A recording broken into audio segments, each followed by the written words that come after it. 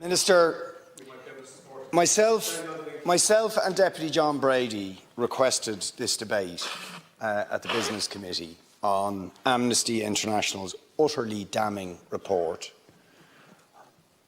that Israel is a state that is operating a system of apartheid, and in doing so are committing crimes against humanity, and call for sanctions to ensure that that system, that inhumane and inhuman system, is dismantled.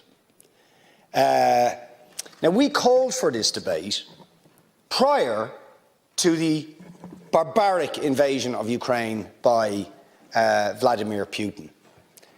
And all of us have rightly condemned the crimes against humanity that are being committed by Vladimir Putin in Ukraine. And the government has moved instantly, within 5 days, to sanction Putin's regime and take urgent action.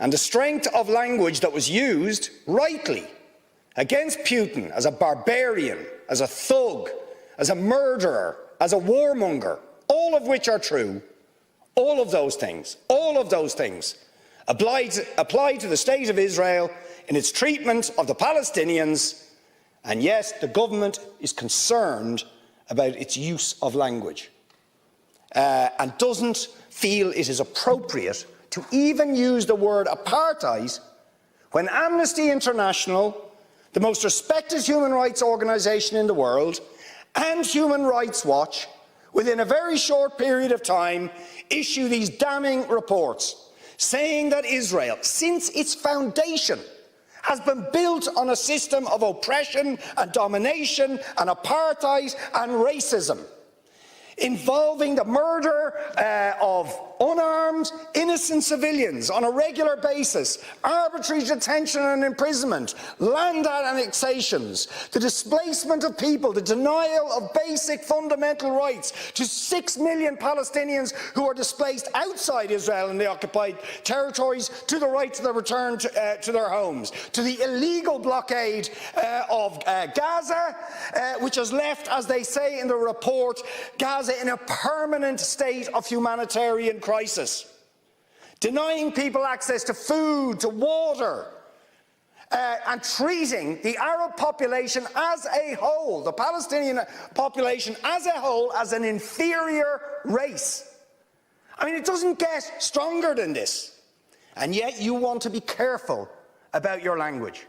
You're happy to correctly use the most strong and robust language to describe the crimes against humanity of Vladimir Putin, but you will not use the same strength of language when it comes to describing Israel's treatment of the Palestinians, when it is now being documented and detailed by two of the most respected human rights organisations in the world, and indeed has been alleged by dozens and dozens of non-governmental organisations, and to be honest, anybody who looks honestly at the decades of brutal, inhumane persecution of the Palestinians, successive assaults on Gaza, the annexation of their land and territory, the systematic application of apartheid rules, you don't want to even use the word apartheid.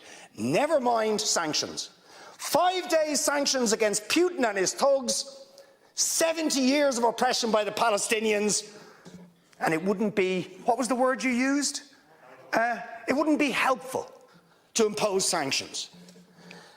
Amnesty International are calling for Israel to be referred to the International Criminal Court for crimes against humanity.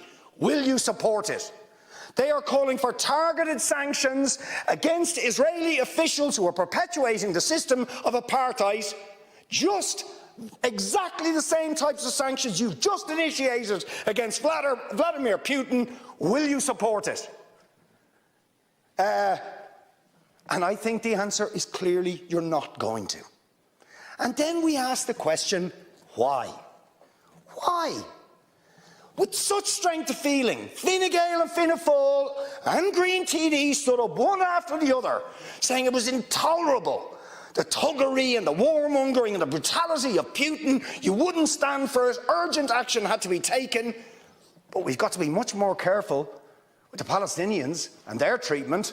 And I haven't even got time to the briefing I organised this week about the people of Yemen and how Saudi Arabia, the most despotic regime in the world, armed to the teeth by the United States, Britain, France and others, killing 337,000 people in Yemen in the last 5 years, 10,000 children.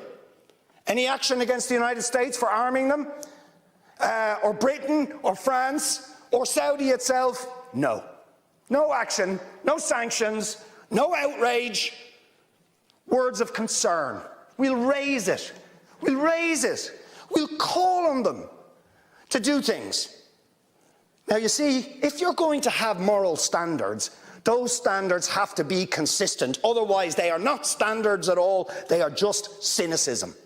And of course, we all know the reason that the standards are not consistent is because to call out the apartheid state of Israel would be to run foul of the concerns of certain states that are now presenting themselves as defenders of democracy and so on, such as the United States, the UK, Germany and other powers, whose relationship with Israel, supporting it and backing it, means that the European Union's moral credentials are bankrupted and that they are not willing to take the action. And we go along with that. That is not acceptable. So I appeal to you, Minister, I appeal to you to uphold the tradition this country has, going right back to its foundation, to opposing oppression of peoples and standing up against brutal powers that are willing to subjugate people like the Palestinians or any others. Show some moral backbone, show some consistency and support the motion that we have circulated to every TD in this House, which Sinn Féin have now signed, which a number of the left independents, which people before Profit have signed, calling for the adoption of the recommendations of the Amnesty report and for the sanctions that must follow that they recommend. Will you support those things? Because if you don't, to be honest, all the words of concern, all the raising it, means nothing to the Palestinian people. Next.